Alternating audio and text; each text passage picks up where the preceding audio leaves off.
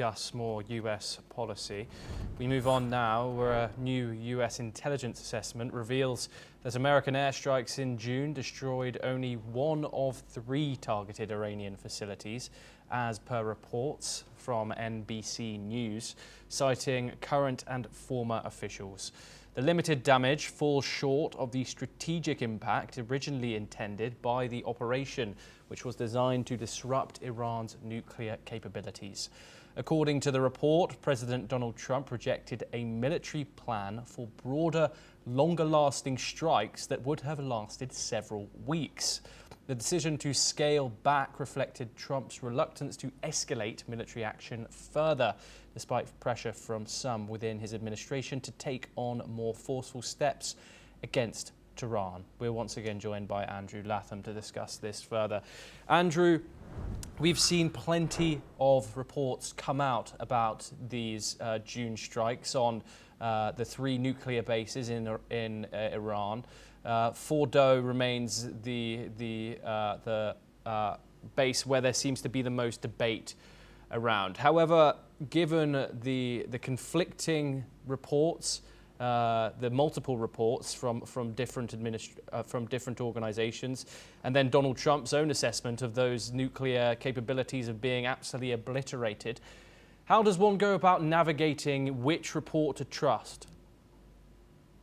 Well, there are conflicting reports because nobody has eyes on the ground, if that's a metaphor that works. Nobody has, not even the Israelis, have a clear sense. And so we get these conflicting reports. I think the bottom line is this. Trump was caught between Scylla and Charybdis, a rock and a hard place. On the one hand, he's made a great deal about his opposition to what he calls forever wars, getting bogged down in another lengthy war like Afghanistan and Iraq, etc. And so for him, a limited and decisive strike was his preferred option. And so it was never going to be a multi-day or multi-week or multi-month campaign. It was going to be one and done. And then the question becomes what was accomplished. And in one sense, it was a success. It brought Iran to the negotiating table, and they did a ceasefire deal, not a peace deal, but a ceasefire deal with the Israelis. And I think that was partly because of the compellence factor of these strikes. So put that in the win column, as it were. It remains to be seen if that ceasefire holds, if it translates down the road into a peace agreement that's more permanent, etc. But for now, we have this imperfect ceasefire, and that's better than what was going on during the 12-day war. Okay. In terms of the nuclear program, that one and done philosophy was never going to work.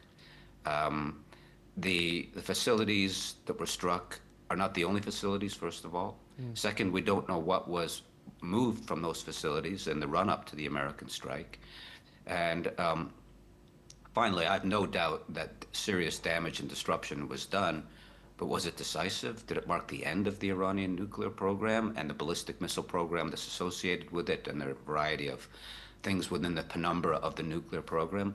I think not. Now, that's my judgment, looking at the various, sometimes conflicting, sometimes corresponding reports. Some damage was done. The program was set back. Was it obliterated, as Donald Trump claimed? No, it wasn't.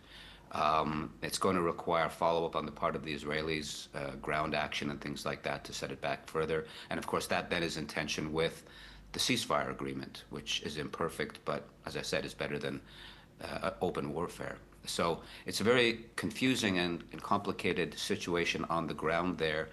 Long term, the Israelis and the United States have to find, in their own interests, a way of persuading the Iranians to drop this program. And that's going to be difficult because the Iranian other deterrent, its ring of fire, Hezbollah, Hamas, the Houthis, etc., has to a large extent been obliterated. That has been obliterated, not the Houthis, but Hamas and Hezbollah and some factions in Syria. That's been obliterated. So without that deterrent, Tehran only has one other option, a nuclear deterrent.